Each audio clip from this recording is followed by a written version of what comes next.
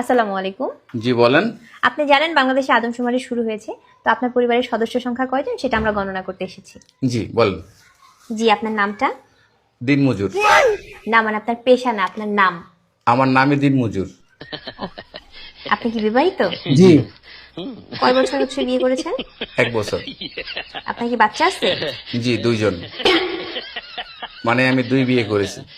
ও আচ্ছা। আপনার স্ত্রীর নাম? ছোট জন না বড় জন? বড়জন? কেয়ামত। কিয়ামত। আর ছোটজন? তুফান। ও তুফান।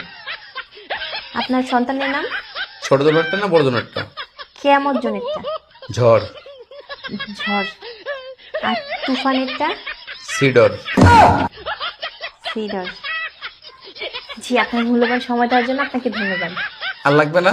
না না না, আর কিছু লাগবে না। আর কিছু লাগলে নিয়ে যান। না না, তাহলে ভিতরে এসে একটা চা খেয়ে যান। এখানে বেশিক্ষণ থাকলে সমস্যা আছে। না না না না, আর কিছুই লাগবে না। আপনাকে অসংখ্য ধন্যবাদ, ভালো থাকবেন।